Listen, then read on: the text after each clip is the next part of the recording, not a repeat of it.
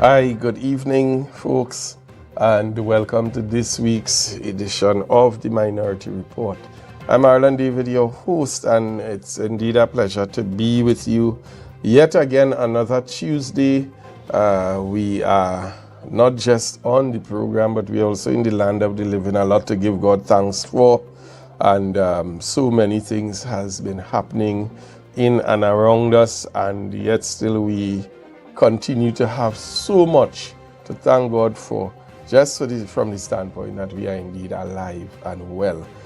So I want to begin this evening's program with indeed encouraging each and every one of us that we adopt an attitude of gratitude, as they like to say, the old adage goes, because the fact that we are here is in itself a testimony that God is not finished with us yet, and that we still have quite a lot to do, quite a lot to accomplish.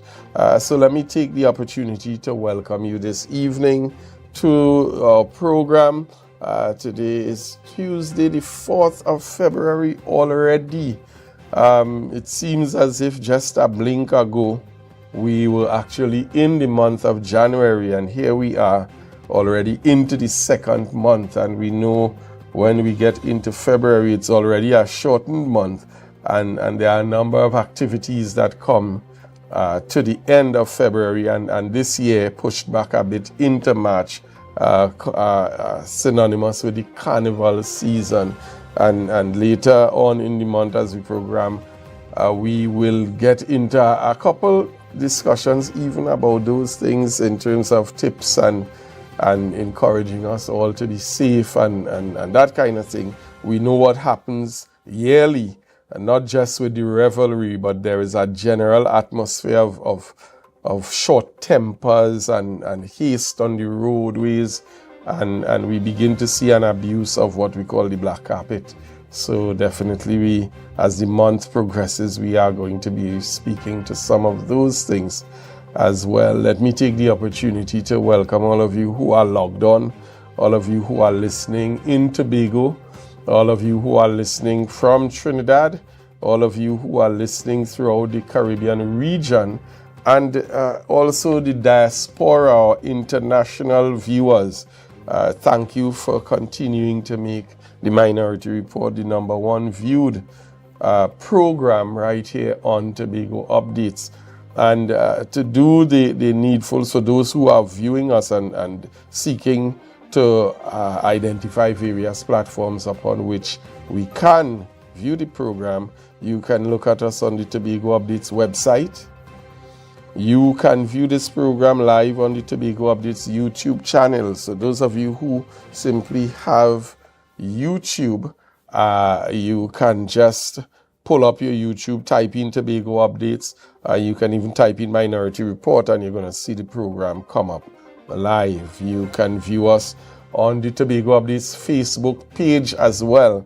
That is the platform that you can communicate with us via the live stream, via live comments and so on. I always take the opportunity to encourage us to temper our comments, be respectful, respect other person's opinion. This is a family show as well, and so a number of persons across the board also log on and view the program. So let's keep our exchanges within a certain framework of respect and so on, and let us air our opinions and respect other persons as they air theirs. So you can log on to the Facebook page and you can interact with us via the Facebook page and commentary. For those who are subscribed to AMPLIA, you can tune your television to channel 102. That's channel 102 of the AMPLIA network, and you will see us live there right in your living rooms. And the new addition, new to the broadcasting, we are now connected on Flow as well. Those of you who are subscribed to Flow, you can tune into channel 121 Hub TV. That's 121 Hub TV.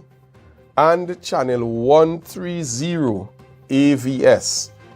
channel 130 AVS, and that is if you are subscribing to Flow. If you have information, however, whether photographs, videos, anything that you want to send to us that you consider to be something that is private, confidential, something that can advance the cause of the program, you can do so by sending us a WhatsApp message to 284-6597. That's 284-6597. And feel free to send whatever information. Once we get it, we may either ventilate it at the point in time or take an opportunity to do some digging into the information, to verify the information, and then bring it to the public to hold or to call on those who may be responsible for that particular thing, and to have them provide some sort of clarity and or action to address whatever that may be. So folks, I want to thank you. I want you to share the live. I want you to call your friends, call your relatives, tell them the Minority Report is on. Get them involved in the conversations, a number of conversations that we are also having here, pertinent and relevant to what is taking place in Tobago and by extension Trinidad and Tobago. So it's important for us all to be part of these conversations. So as we continue into the program, we're going to go to a short break, and when we come back, we're going to get into some discussions.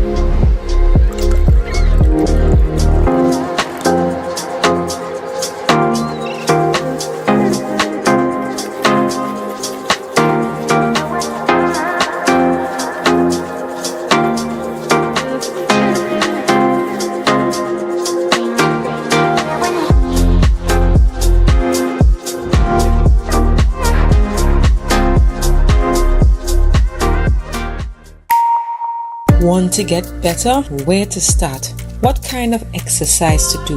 What to eat? How to get restful sleep? Need a doctor to search for root cause? Look no further. Come to Majuba Hill Lifestyle Center Foundation at our Wellness Center in Goodwood, or Food Hub in Darrow Springs, Scarborough, or Doctor's Office in Goodwood and Darrow Springs. Contact 49 Swift 4979 438.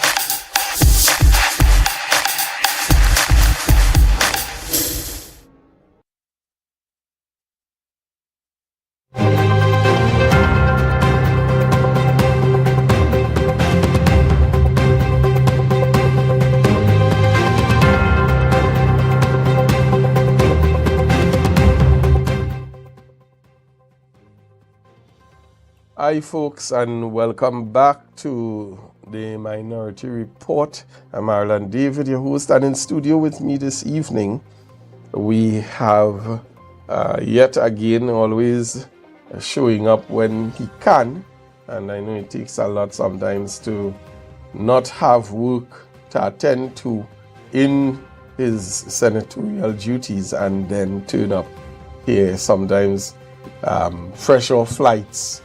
So welcome with me this evening, Senator Lawrence Hislop, to the program. How are you, sir? Good evening, Marlon. Good evening, Tobago. Good evening, Trinidad and Tobago. I'm doing pretty good. No flights today.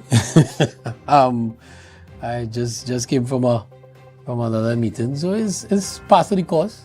But always good to be here when I can to lend the support when needed. And the support is always welcome. I want to take the opportunity as well to say good evening and good night to both Minority Councillor and Minority Leader who aren't with us here in studio. Again, always on the go, always advancing the cause of the minority. And I definitely am certain logged in this evening. Senator Hislop, I want to go right into some we've been seeing. We saw a couple interviews, and I must say very, very interesting interviews when you pay attention to it. It's a series being hosted on this very network called Beyond the Headlines. And yesterday morning we saw the Honourable Member of Parliament for Tobago East, the Honourable Ayanna Webster Roy, interviewed and so on. And this morning, again, on location, we saw the Minority Leader. And the conversations have, in fact, been very, very in-depth conversations. The MP yesterday did a whole lot in rolling out and explaining to Tobago some of her functions, what it means to be a Member of Parliament, the process and things that she would have been doing in terms of her ministerial portfolios as well as her representational functions. I know that you are involved in it as well. How have you felt about the interview yesterday first, and then we go on to the Minority Leader this morning?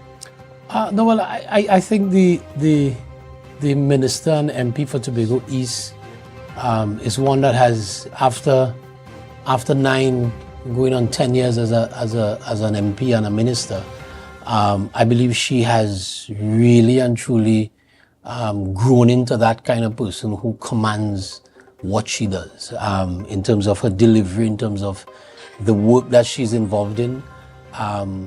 She has a passion, a significant passion for the ministry that she has responsibility for, gender and children's affairs and so on. And you see that coming out in how she speaks, how passionate she gets about the work that she does as minister. And I saw that yesterday. I saw the mother. I saw the caring individual that is mother for, and I don't know if she'll take this title, but she's mother for all the children of Trinidad and Tobago, because she's minister for children, and even the gender issues that she is able to command such a knowledge on. Speaks to how passionate she is about the work that she does. It's a ministry that you may not consider one of your more sexy ministries, if you want to put it that way. But it's a ministry that if something goes wrong in it, it could go wrong really quickly and have significant implications. And I want to tip my hat to the work that the MP has done as minister, and what she continues to do. And even as MP, sometimes we think, or we may not fully understand the role of a Member of Parliament as it relates to Tobago, because of the significant authority that the Tobago House of Assembly has over particular items. And so even as Member of Parliament, she would have spoken to the things that she would have done. Some of them very quiet, maybe very small, but very impactful, because of someone who benefits from that, it is a lot. So you may not, so outside of the infrastructure works which we have spoken about and which she has championed, and up to last night, I was reminded that there was something significant that she was very instrumental in doing in her first term, which is getting the training of fire officers come back to Tobago. Yes. And that was something that even in her first term as MP, she was able to champion and to get the support of her cabinet colleagues at that time. MP for Port of Spain, St. Anne's who's Minister of Energy. He was Minister of National Security at the time, and was very instrumental in getting that program reintroduced to Tobago, so that our Tobago fire officers didn't necessarily have to go to Trinidad for training, and there were even officers from Trinidad who came to Tobago for the training right up at Argyle. So it speaks to some of the work that she has been able to do as Member of Parliament that sometimes flies under the radar. Yeah. And again, as a party and as a government, sometimes we have to take the licks that we don't champion and we don't boast about the achievements. And some people may say, well, training for the fire officers in Tobago may not be a big thing, but that's a significant thing when a Tobagonian doesn't have to go to Trinidad off base, and there's just something about being home. And so all of those things, and she continues to put herself put herself out there in service to Tobagonians and Trinidad and Tobago. And so the interview that she did was one where, as the series is titled Beyond the Headlines, is one where she's able to speak to things that may not make the headlines, things that you don't know is happening in the news, because the news cycle doesn't see it as being relevant to be placed on the front page, but the work is getting done and it's affecting lives and impacting individuals, and that is what is most important as a Member of Parliament.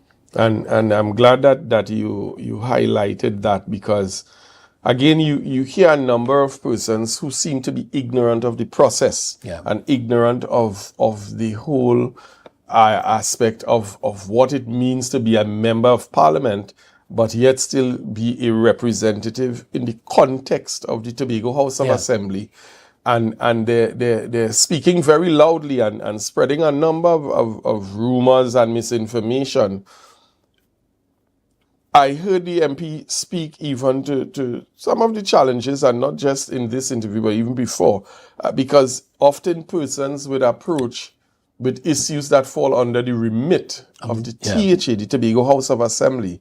And you've heard persons make statements flippantly, well then, where's the use of IMP?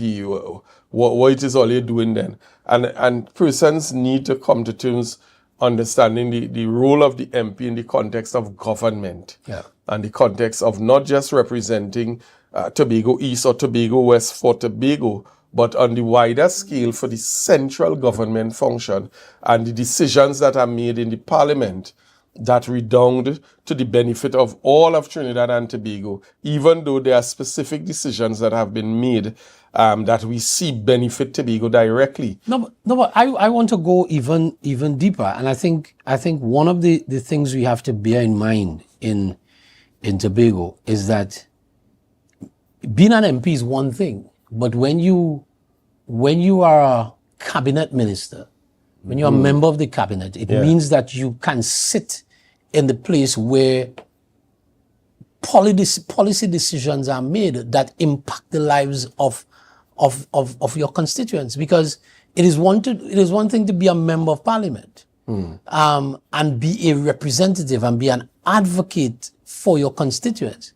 But when you take it to the level of being a cabinet minister, where you are able to influence policy decisions that can affect the lives of your constituents. Now that's something even more significant, because we may want to downplay, or there are some of those in in the community and in the constituency and in the island that may want to downplay, and I'll use one project, and that's the hospital in Roxborough, that may want to downplay the significance of that. And what is the significance of the member of parliament in that? But the truth is, if you are not sitting at the seat where you can advocate on policy decisions, then something that you may desire as an MP may never happen. Because, okay, let's take for example, if you're an opposition member of parliament, if there is an item to be that you want, there's an issue that you want brought to your community or services brought to your community or your constituency, all you can do as an opposition MP is write and advocate and make noise in the parliament, right? But if you are a member of parliament who is also a cabinet minister, then you are now have a seat at the table where the real decisions are made in terms of impacting lives. So let's say, for instance, you're there and there's a decision coming up about where we're going to put a health center or a hospital. Yeah. You can now advocate there at that point where the decision will be made as to where we're going to make the investment in the entire country. And I think sometimes we've missed that. Yeah. Because the truth is, a hospital can be built anywhere else but in your constituency. So that hospital in Roxborough could have been possibly built anywhere else but Roxborough. Correct. But then when you're sitting at the table where the decision is made about where we're going to put it, you can then, as a member of parliament and as a cabinet member, say, a cabinet minister, say, listen, I think this is the best place to put it. And you can articulate your position and convince your other colleagues who as well may want a hospital in their constituency. And that way you are affecting government policy that reaches the pregnant mother, that reaches the child who stumps his toe in Prince Street, that reaches somebody who unfortunately got into a car accident in Delaford and not necessarily have to come all the way to Scarborough, and can go to Roxborough and get the care, get the urgent care is required. And that is the importance of not just a member of parliament, but on top of that, a member of parliament who is a cabinet minister, who sits at the place that the decision is made about where we're going to spend, where we're going to make the investment with the resources that we have in the country. Now, before we move into just briefly the next interview we saw, I really want us, and this is something I think on an ongoing basis, to clear up this false narrative that persons are saying, give them the 2 seats and they will get what Tobago needs. The PNM, and I'll use the autonomy bill situation, the PNM had 22 votes for that particular bill, and even with 22 votes in hand, could not get the bill passed. So it means, therefore, that for you to have any kind of power or authority to pass a bill, you must command a significant majority.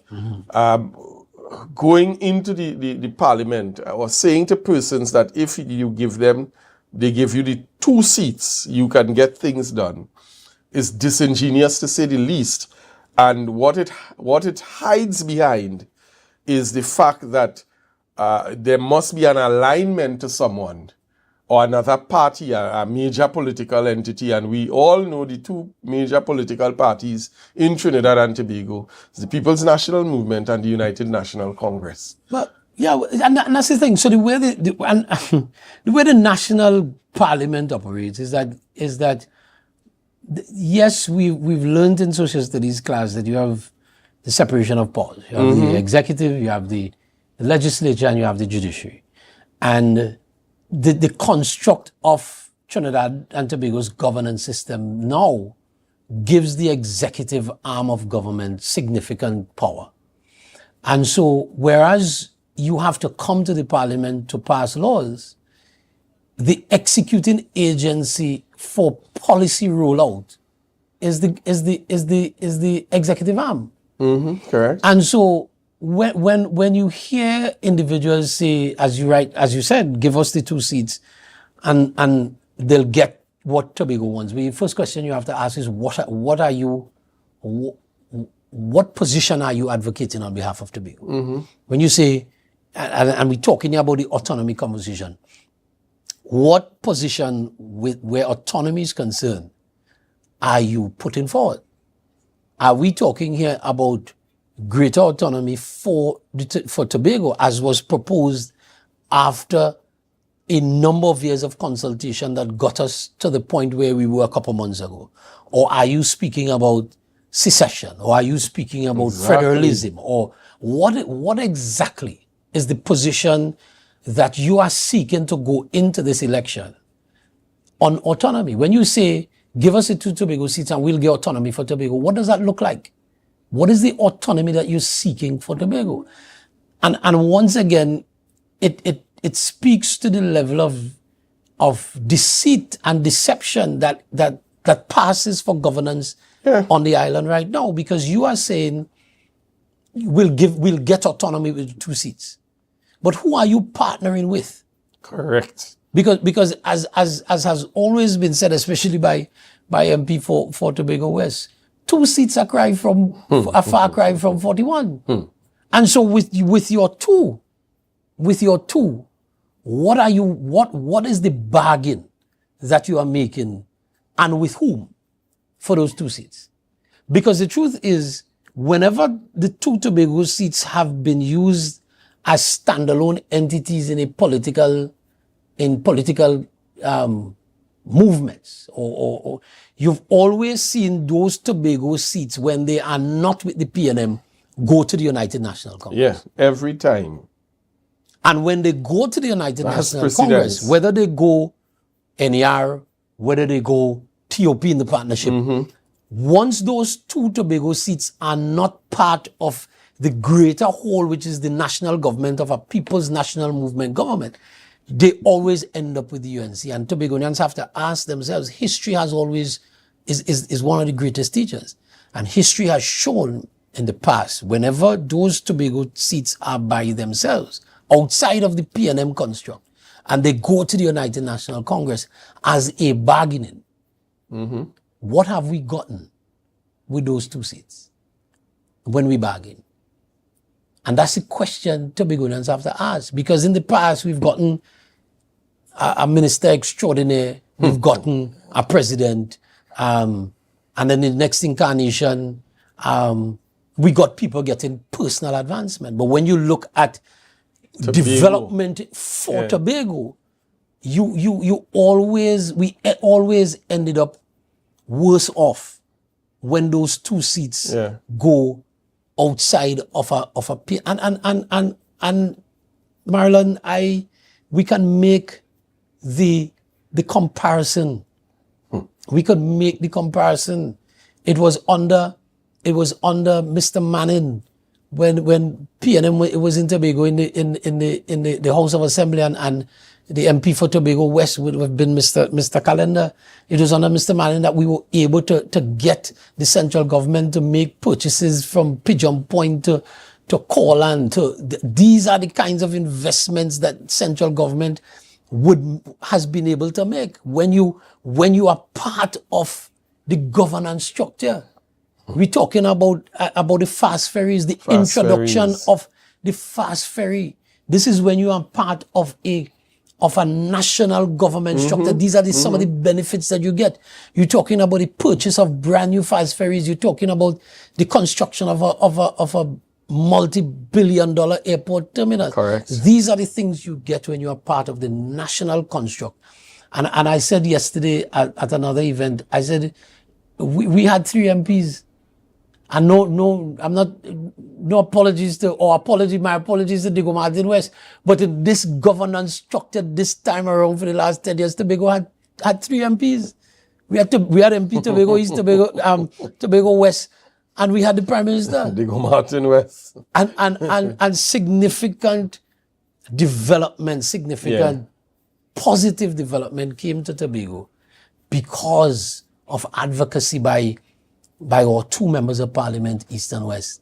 and also with a prime minister who's Tobagonian, and felt that hey, listen, these are the things that we need to do for Tobago, to put Tobago in a better place that is a little more self-sustainable. Because had we gotten, and we could beat up and talk about all the Sanders project and whatever, but had we gotten the Sanders project, had we gotten the marina, had we gotten these particular things that could have shifted Tobago's economic position in a positive direction, speaking to what are the benefits that can come to an individual and to a community when initiatives and projects like these take place. It speaks to the benefits of being part of the government, being in the seat where the decisions are made, which is the cabinet.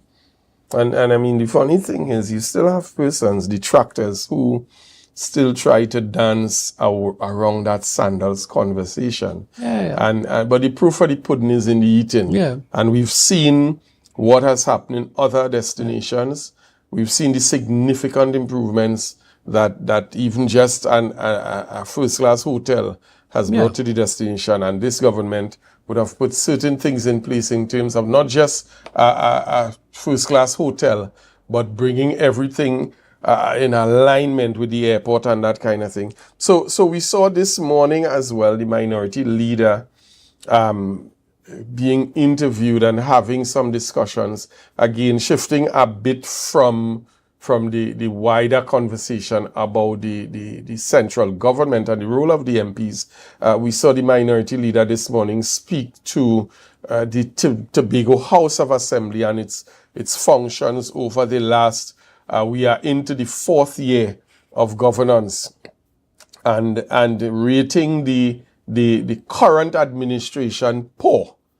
And going on to explain when he said poor, what it is he means. We saw where he highlighted the fact that the legislature, the House, has now been brought into disrepute on a number of occasions because of behavior, because of the type of language. But even more so, he spoke to a number of the economic missteps that we've seen take place in Tobago here, in terms even the victimization, the terminations, the crashing of the various sectors. And I want to remind us, I'm taking the opportunity to remind us, even from an economic standpoint, Tobago, we saw a steady decline over 3 years. And I want to remind us that the chief secretary himself was the Secretary of Finance for 3 years consecutively, until he decided that he was failing at the job and handed it over to someone else. And again, the proof in the pudding is in the eating. We saw economic decline from the time he took this position up until he handed it over. But you know what is interesting is that this narrative that supporters of the administration keep parroting, that the PNM had 21 years or 20 years in governance, and you can't compare 20 years to 3 and so on. I want to remind Tobagonians that the PNM had to face the electorate every 4 years. And it is the electorate, based on the record of the People's National Movement administrations, it is the electorate that saw it fit to re-elect the PNM for what is it, four consecutive terms. And so when we have this, 5 actually. Well, yeah, five consecutive terms, correct. And so when we have this conversation about us having 20 years, 21 years, we had to face the electorate and give account for our stewardship in every single term. That's what we had to do. And so you're saying that you can't compare 3 or 4 to 21. And I just want to remind folks that in the first term of Mr. Orville London's administration, the PNM administration, the first term, some of the major projects that came out of that first term was the Mason Hall Primary School. A brand new primary school was built. the restoration of the Milford Road from Shervan Junction to Crum Point, including the construction of sidewalks, the acquisition of Pigeon Point. I just spoke to that. And that was about $106 million or somewhere around there. I don't know if my figure may not be fully accurate, but we had to acquire the Pigeon Point estate, the Pigeon Point Heritage Park that we enjoy today. Mm-hmm. It was because of a collaboration between a Tobago PNM administration and a central government PNM administration that brought us the Pigeon Point Heritage. We're talking about the dredging of the port and the expansion of the pier. All of this was done in the first term of the construction of the Roxborough housing estate. That estate was started in the first term. Colon Estate as well. The purchase of the acquisition of Colon Estate. Mm-hmm. And so when you say, when you want to compare recommissioning with construction, and you could only recommission something that was already built. Already built. And so your responsibility as governor, and you always keep saying you are government of Tobago, is to do just what you're doing. Maintain things. And maintenance is not even development. Correct. Maintenance is not development. And so when you want to talk about development, what have you done in your first 4 years in governance to move Tobago from where it was in 2021 when you said Tobago was in a mess? To where, what have you done? What is the trajectory of the island since you took office?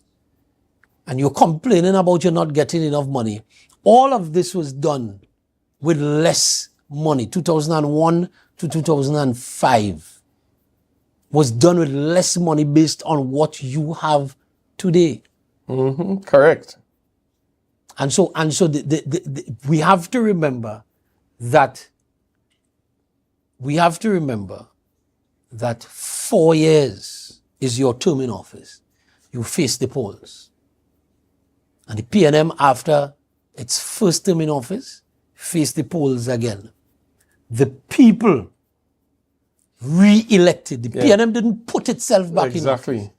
The people of Tobago were satisfied. And I remember that project in Misnol, my daughter was a student there.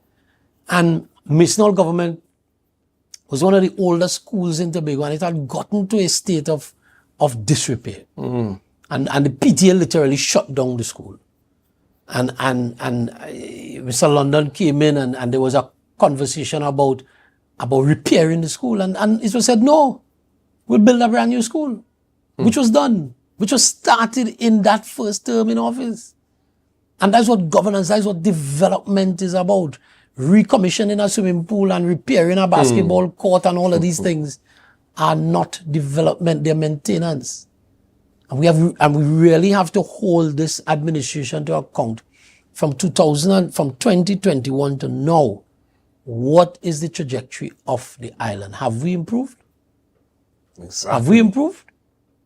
Have we improved, or are we constantly blaming someone else? So I'm glad you went in that direction, because I want to also flow right into the conversation about the hijacking of the PNM's legacy. And it's important for us to spend a little time addressing some of these things, because Tobago must not forget. A lot of social media is being used. You're seeing persons going up on the Instagram and they're spending resources, doing TikTok videos of things that they're doing and recommissioning here and recommissioning there. Right now we have the longest list of recommissioning in the history of the THA. And as you rightfully indicated, this is just simply maintenance. And the Tobago Council has put out a press release. And I'd like the director just to pull that up a bit. And the headline, it's captioned, the PNM Tobago Council condemns the THA's attempt to rewrite history and hijack the PNM's legacy. Senator Hislop, I want you to go a bit further into this because I think it's plain to see, and all where you go throughout Tobago, the evidence is there of 21 years of solid development. And not just from an infrastructural standpoint, but we've seen PNM policy impact positively the lives of our students to the point now that the students who were in school affected by PNM policy when the PNM took over in 2001 are now some of the doctors in the hospital. And now some of the radiographers, some of the doctors, pilots. Doctors alone? and that's it, radiographers, No, pilots, but senior management. But Marilyn, some of the persons who benefited from PNM policy are who are destroying it. Some of the people who benefited from PNM policy are who are in the seat of governance on this island are saying that the PNM did nothing for 21 Correct. years. And so it makes me wonder, so the scholarship that you got and the gate that you got and the financial assistance that you got to further your studies, who was in the administration at the time when that happened? The job that you got, the job that you were able to hold on to whilst even fighting a THA election against the administration that you were working for. Correct. How did you get a job? Now you may say, okay, fine, it's not politics, give you the job. But you cannot be honest when you say that the administration that was re-elected 5 times did nothing for the island when the people determined that the PNM was the right vehicle in government in Tobago to guide the island's development. And you as an individual who now sits as a secretary or maybe an assistant secretary, benefited from PNM policy. And Correct. if you didn't directly benefit, somebody who is your relative or friend benefited. And so it's downright deceitful for you to say that the previous administrations didn't do anything. And that's why the press release had to go out. That's why we had to put out the press release. Because what the administration is seeking to do is to hijack every single project as its own and having all this fanfare and unveiling of plaques for recommissioning and claiming the projects as their own. That's your job. Your job is to maintain what is there and also to seek avenues for further development. We've seen you maintain infrastructure that was built over a 21-year period or a 20-year period. We've seen you do that. Yeah. That's what you're supposed to do as a That's what you're government. supposed to be doing. But what we have not seen is where the development is taking place on the island. You talk about a road in Chauvin. Okay, fine. And we never had a problem with the road. We had a problem with the process. Correct. By which you went about the road. And when we Even now the road that's is, right. is And still not functional. Correct. When we spoke about the process, we were chastised and maligned for talking out. Yeah. But we've seen a road that should have taken, what, months? A couple months. Is there languishing? And by the time that project is done, a road that should have cost $64 million or somewhere about there, which is around the ballpark figure that the secretary gave, is gonna exceed somewhere in the vicinity of over $100 million. Yeah. And we ask ourselves, is that value for money? And the minority leader reminded us this morning that the central government had that road as part of the airport expansion. Yeah. And an agreement, whatever agreement was made between the central government and the Division of Infrastructure, the central government was willing to fund the project, to fund the road. When I asked Tobagonians, you know what could have been done with $100 million? With $100 million. You let central government spend from its money, from central government money to build the road. You keep your $100 million. Bad Rock could have been worked on to this day. Correct. Which is Bad Rock something they campaigned on. Which is something they campaigned on. Turpin Bend. could have been finished. Yeah. All the other projects in the east that are languishing, and I know they're going to come. Charlottesville, I know they're going to come this year and want to rush and do Charlottesville Community Center and so on. And they're going to rush and try and finish the pavilion in Goodwood. But you've had these things languishing for more than 3 years because your priorities were so messed up that you decided to feed people a particular way. When that money could have gone towards doing development projects. You could have finished development. You could have finished Real the Sinclair. development. You could have finished the Sinclair indoor facility. Even if you wanted to redesign it. Because that's your prerogative as the government. Even if you come in and you felt that the building may not have been fully adequate. So, okay, fine. You are the government. You could come in now, redesign it. But by now, that project should have been done. And I guarantee Tobagonians that if it was under PNM administration, that project would have been finished. Correct. That project would have been finished and open. The Goodwood Pavilion would have been finished. And all the other projects that they've left languishing. Complex in Wim. And you see, they could say we're beating up on these things, but it is the reality. You drive through Goodwood, you drive to Charlottesville, you drive on the highway every day. And you see the skeleton of the Sinclair Indoor Sporting Complex just standing there taking sea blast. Because that's what it's just taking sea blast, grass, and you're wondering if the structural integrity of the steel may even be at a point where it could start to deteriorate. Because it's over 3 years that it has just been there taking the sea blast from Backlet. And we saw what the sea blast did to Dwight York Stadium. We saw that. And you have a skeleton of a building just standing there. And I don't know how we feel as Tobagonians, especially those of us who live in the East, when you drive past that place every day, how do you feel? The same thing with the Goodwood Pavilion. Is there taking sea blast as well? Yeah. How do you feel when you drive past that? I saw an aerial photo of Goodwood playing field when the PNM did the lighting. And listen to me, that recreation ground has always been one of the best grounds in the island.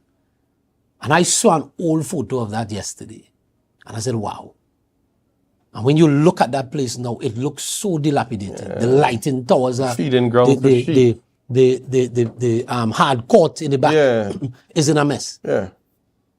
Animals, just animals. Yeah, and it just says that we have an administration that's just there that doesn't know what they're doing. And the audacity is that they're still doing these things, saying that they're fixing it. And so when we put out the press release, we were very clear. You cannot. It is political fraud. Yeah. To take a project that you did not build. You did $2 million maintenance on it. I'm trying to remember. I hope I get the cost before we finish.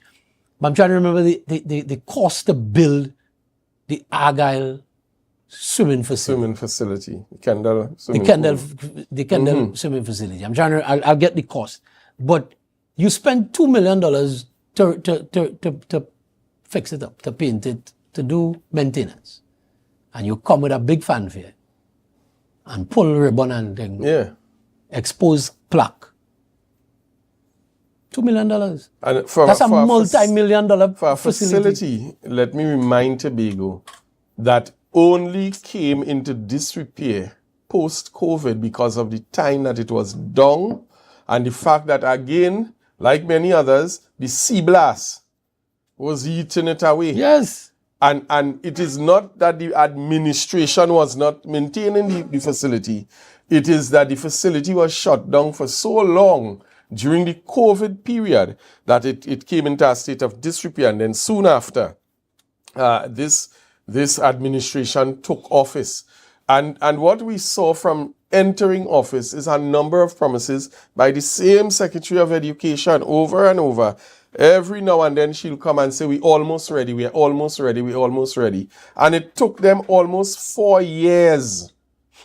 And mind you, I want to remind us as well, that facility we aired it right here on the Minority Report, where we put the secretary on blast, saying that it was almost complete. And when we did the real-time footage of it, persons had the opportunity to see that that was a blatant lie, that absolutely nothing was done. A contractor was brought in. The contractor hardly did anything. The contractor, as far as we knew, received some payments and so on. And almost nothing was done on the facility at that time. And that was since 2023. Here we are in 2025, when you finally fulfilled your responsibility as the government, talking about has been one of your fixes. And it's disingenuous, to say the least, Senator. And again, kudos to the council for putting out that particular press release, identifying and calling it what it is. It's an attempt by this administration to hijack the legacy of development, the legacy of advancement that the People's National Movement would have brought to Tobago.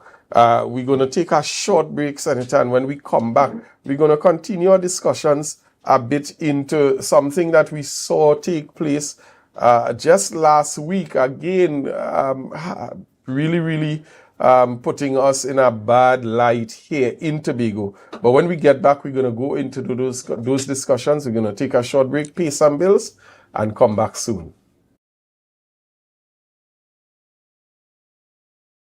You can now get whatever you need whenever you need it anywhere in Tobago with Tobago. Your meals, medication, groceries, and shopping all delivered directly to you. No more hassle, no more stress. Get the Tobago app today on Google Play or Apple App Store. That's TAPPOGO, and let us deliver to you. Check our website at www.tapogo.app or call the experts at 494-TOGO and 484-4746. Tobago.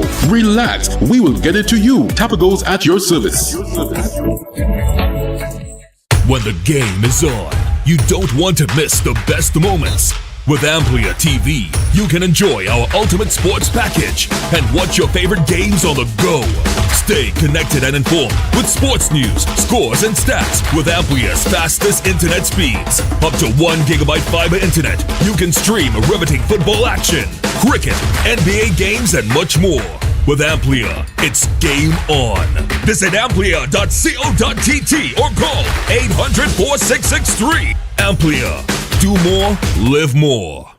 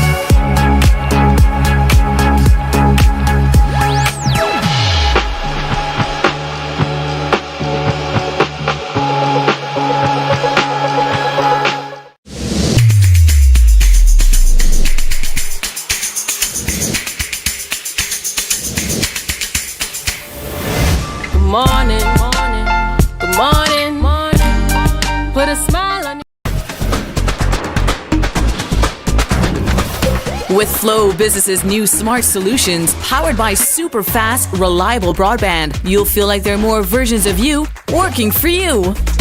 From website design, development, and digital marketing to promote your business, 24/7 business class support to cloud solutions, security, and more. Multiply your growth today.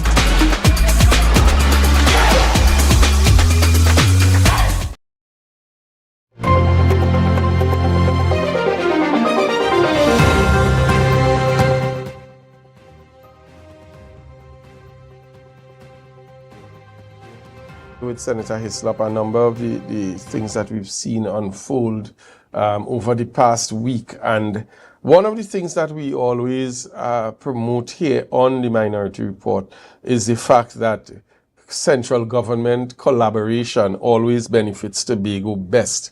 And over a period of time, we've always seen opportunities where the central government has taken and has been looking for to advance what is happening right here in Tobago. However, in the last almost 4 years, we have been met with significant challenges in terms of sometimes outright confrontation by this administration, who for some reason try to convince the people of Tobago that the central government is against Tobago's development. Now, if for anyone looking in, for anyone who is right thinking, when you look around Tobago, when you look around the news, when you listen to the news, when you pay attention, you would know that that statement is simply a fallacy.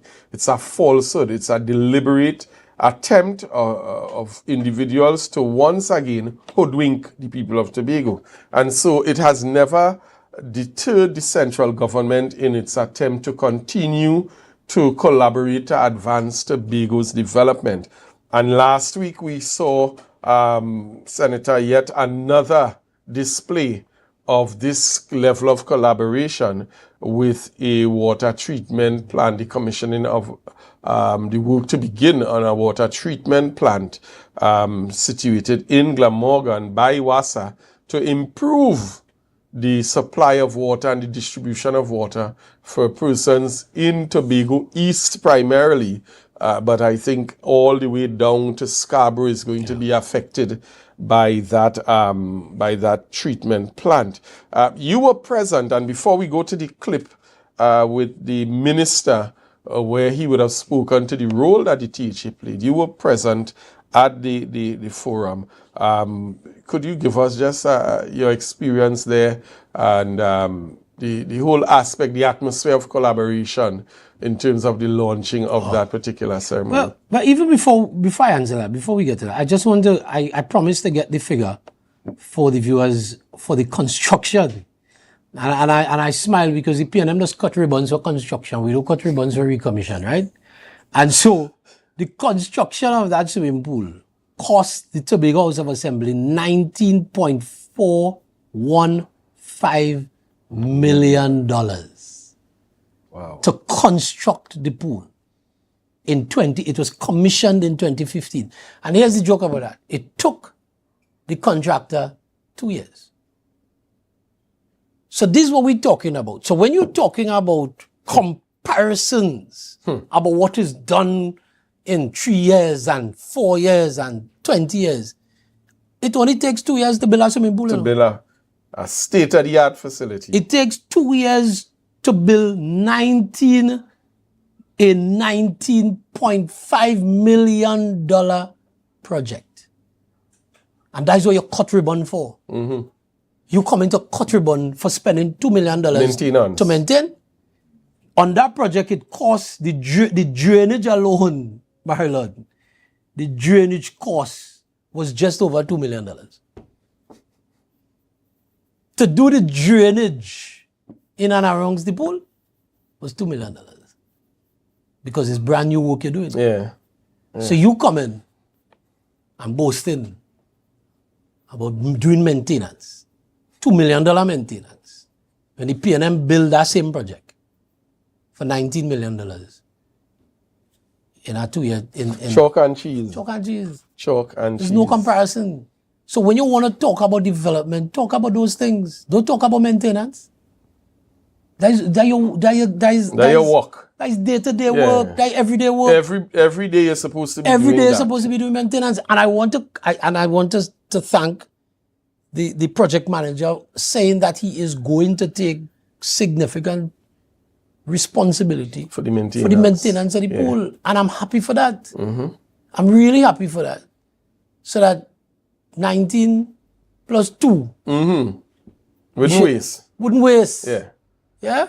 So you were talking about the water treatment. The water treatment. There. Yeah, I was there. And again, the collaboration between Tobago and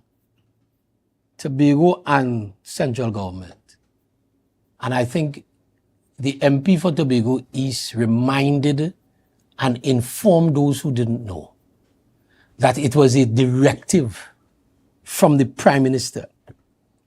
A directive from the Prime Minister as the head of the cabinet that if you do not assist the new administration in Tobago, the young administration in Tobago, you'd have to answer to him directly.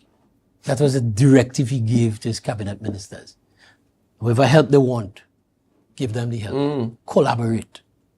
And so it was collaboration that brought that project today. It took the government, I think the minister said about 3 years to go through the process with IDB and so on and get your regulatory approvals and that kind of thing. And that's what when we talk about planning for a project. Yes. So that when you kick off, no encumbrances. You just run. It's what because according to what I saw, the project is supposed to be completed in March 2026. Correct. So and I think we'll see it on the board because it was up on the board that the completion date there it is. Yeah. March 2026. And so after you've done all of your regulatory works, it's just to kick off and to get the project running. And this is a lesson here, and here we even see you see all the components involved. This is the Minister of Planning. Yeah, who is the governor of the IDB? Yeah. Because she's the Minister of Planning and trying to be. So she's the governor of IDB. So she came representing the IDB. You have the Minister of Public Utilities, who is responsible for WASA. You have who is responsible for spending the loan from IDB. Then you have the minister, the MP for Tobago East, the minister in the office of the Prime Minister, who's your MP for the constituency where it is built. And then you had the assemblyman for the electoral district and deputy chief secretary. And so that is what collaboration between your local governance structure and your national governance structure ought to look like. Correct. And the minister made it very clear that this is what it is about. It is about us partnering for the benefit of all of Tobago, because that water treatment plant, they said it's going to be producing 2 million gallons daily. Yeah. And that is going to benefit all the way down to Pump Mill and Scarborough and these places. Yeah. And a point to note, we saw a board up indicating, giving all the information that was necessary. We have gotten used in Tobago to seeing sod turnings and nothing going up after, because there's nothing in place, none of the provisions made, none of the consultations carried out. We just see a sod turning and then nothing after. But because just to pause, because the minister reminded that at every stage of the project, because one of the things that I have been told is that when you're getting funding from the IDB and these international agencies, you have to follow every single step that they outline. Correct. To get funding, you know. Correct. If you play with those steps, they withhold the funding. And so the ministry had to go out to the community. Stakeholders, you had to have consultation at every single stage till you got to this point where you're going to have mobilization and groundbreaking. Correct. In short order. Well, what I want to do now, and I'm glad we took the time to go through this, is to show our viewers now what is responsible governance, what responsible governance looks like. And I'll ask the director to pull up the clip with the Minister of Public Utilities, where he spoke to the collaborative efforts and even went on to congratulate, so to speak, the THA in for their levels of assistance. Could we have that clip, please? Consultations there, I think it was in 2023, with the community to let them know of the plans to construct a water treatment plant at that Goldsboro site. So it was one of the fundamental requirements of the IADB before they approved the funding for the construction of that plant. Once that was approved and the IADB was satisfied of the level of public consultation with the residents, then we started our discussions with the THA. I led a team of professionals from WASA and we met with the Chief Secretary, Mr. Farley Augustine, and we told him of the plans. And he immediately, I must say, gave the support and gave the undertaking that he would do whatever it takes for WASA and the Ministry of Public Utilities to construct that plant. The issue, the main issue when we met was the land tenureship, because the land is vested in the THA, and we needed, the IDB had required the THA to agree to the transfer of the land to the Water and Sewage Authority for the construction of that plant. And Mr. Augustine, the Chief Secretary, was able to do that in record time. I recall it took literally about 2 to 3 weeks for him to give the lease or the license, which was the requirement, the legal requirement of the IDB. And in 2 to 3 weeks after my visit with him, that license was available. And we tick a very important box as it. So folks, there we see, and the minister himself taking the opportunity to thank the Chief Secretary and the administration for the role that they played in the whole collaborative effort in granting the land licenses and so on. However, Senator, this thing unfolded quickly and went south very quickly. And I'll ask the director now to pull up another clip that this thing unfolded right there and then in front of all of Tobago. Mr. Director, could you run that other clip? House of Assembly responsibilities are clear. According to the THA Act, the 5th schedule of the THA Act, item 16, includes public utilities. But the good thing about the Tobago House of Assembly Act is that Section 25(3) speaks to the fact that if there is a statutory organization that is responsible for any of the items that may fall within the items listed in the 5th schedule, it is our responsibility to work together, and it is our responsibility to collaborate with each other. It is our responsibility to ensure that we are singing the same song. My very honorable colleague from the Tobago House of Assembly also mentioned parts of the THA Act, an act of 1996. But I wish that same passion would have been shared when we were debating the 2 autonomy bills. And that passion would have transcended to Trinidad, where an invitation would have been meted out to our colleagues on the opposite bench to ask them, support the bills now. Oh God, all of in Tobago will benefit. A few moments later. The silting of the Hillsborough Dam. But whilst I was there, I started getting calls from members of the media that some secretary in the THA is alleging that you did not invite him to a commissioning event that you had earlier on in the day. Ladies and gentlemen, you know what? A whole Minister of Public Utilities had to leave the dam, go into a room, get access to internet, and put on social media the invitation that I sent to the honorable colleague, the Secretary for Utilities in the THA, and show that he was speaking a blatant lie by saying that the minister did not invite him to the event. And when that was published, and he was asked, but there's a letter, he said, but he didn't open his mailbox. He didn't open his mailbox. I also want to tell you, it is also reciprocal. When you are doing things, invite the minister to, I love Tobago, I want to come to Tobago. I have not received one invitation from the THA on any event. But So Senator Islap, we continue to see a failing of this administration to even simply be sensible and its members. This is the Deputy Chief Secretary, having been invited to such an auspicious occasion, and not just that, but one that is momentous in terms of the unfolding legacy of governance and what central government continues to mean to the people of Tobago and by extension Tobago East. And instead of simply being happy for the people who live in Tobago East, including herself, that this is going to now improve the water supply. And this is what we're saying, improve, because we never reach perfection.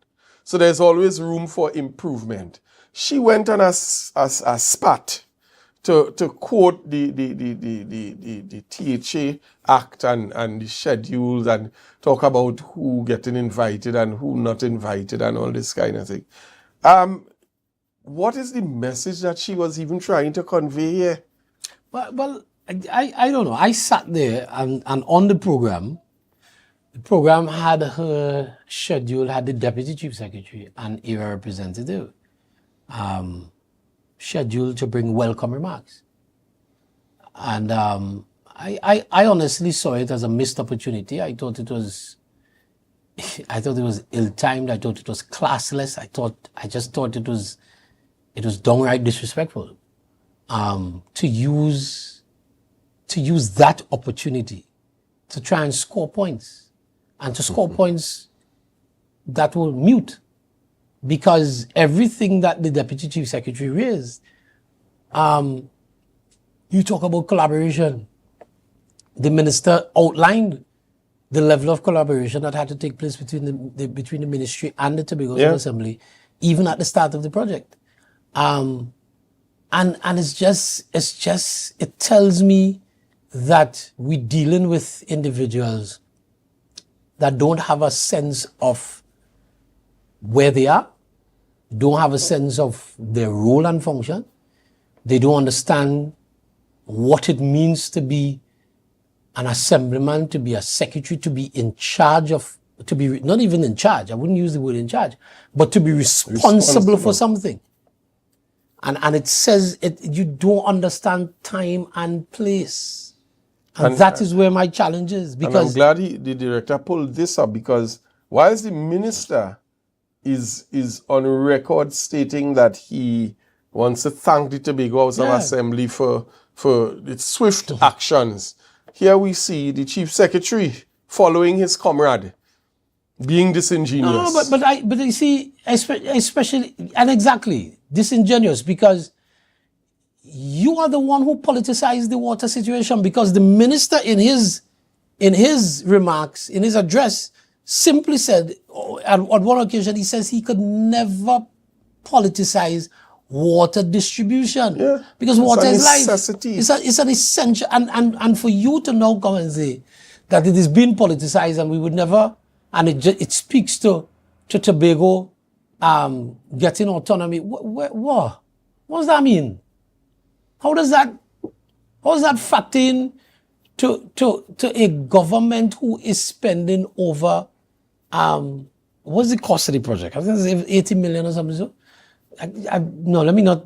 54 million has been spent, 50 has been allocated. Right. So you have and the another government, 70. and the thing about it is that the minister even made the point that in all honesty and in all reality, the project could have gone anywhere else. Yeah. You could have done the project in Southwest Trinidad. You could have done the project in Southwest Tobago, sorry. You could have done the project in Trinidad.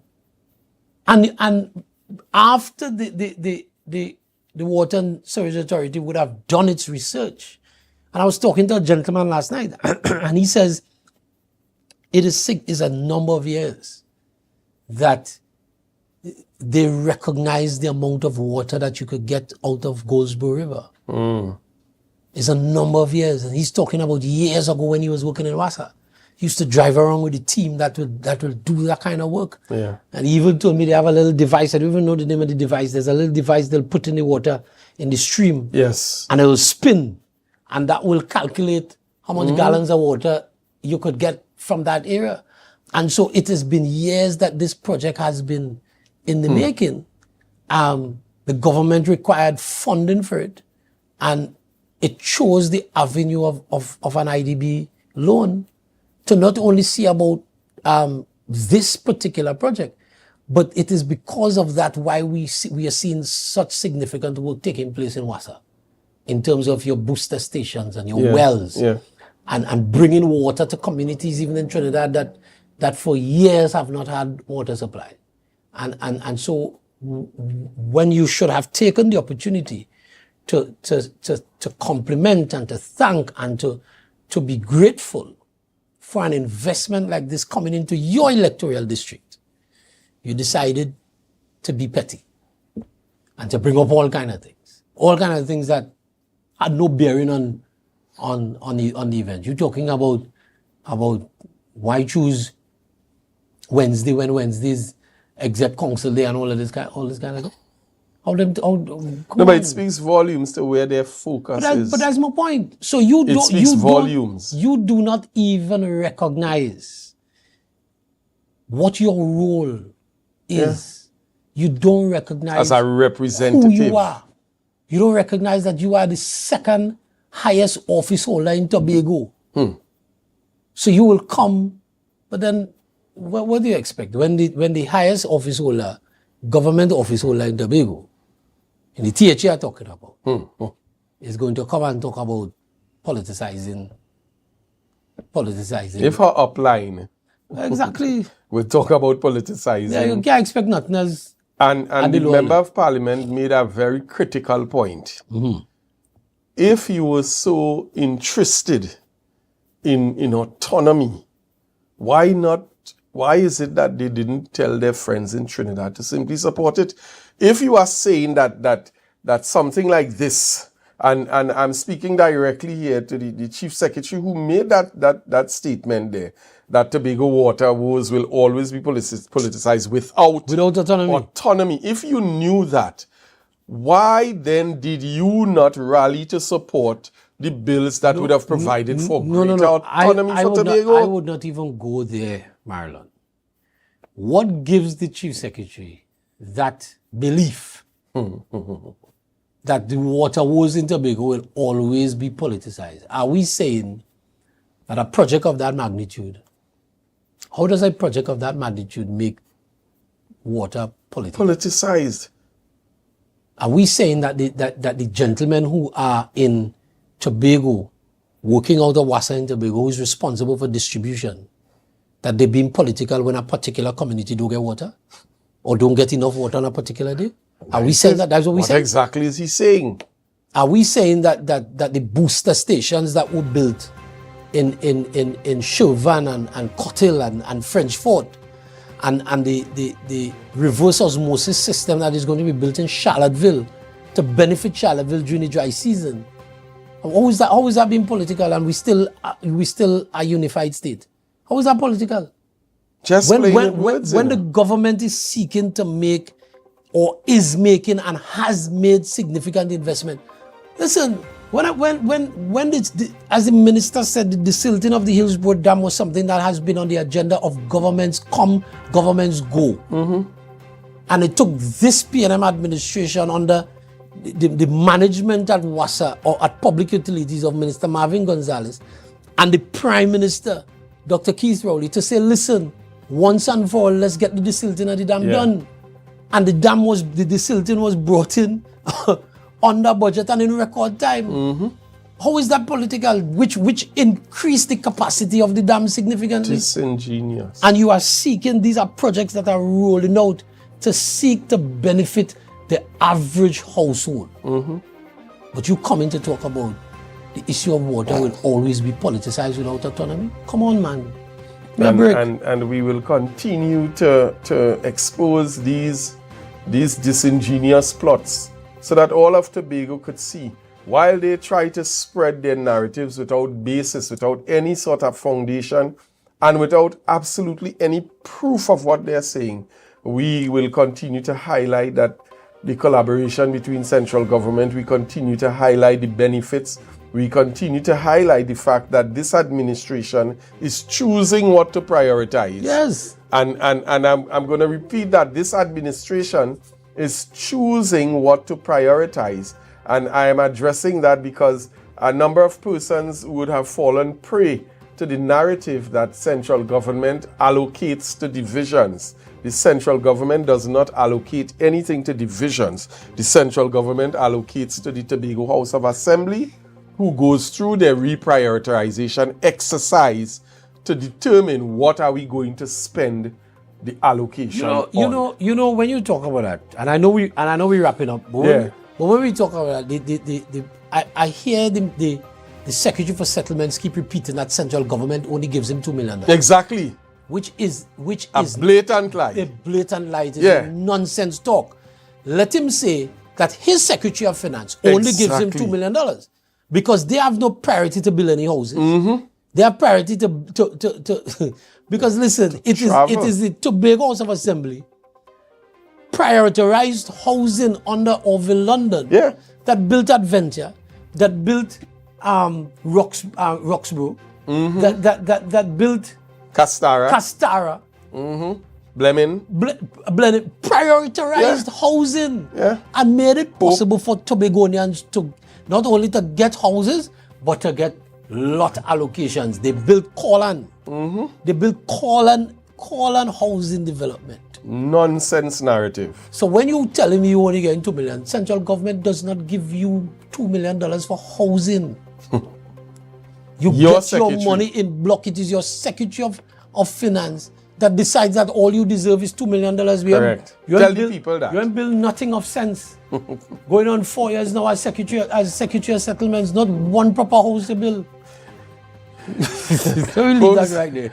We are out of time this evening. I want to thank you for staying with us, for joining us for this evening's conversations. And really, we expect that with the information always shared, that you become agents of truth, agents of transparency, and agents of clarity of information. So when you sit in your groups and you're having conversations, you can speak without fear of contradiction and present the facts. Thank you for watching with us, and thank you for always being with us every Tuesday from 8 p.m. on the Minority Report. I'm Marlon David saying to you, good evening and God bless.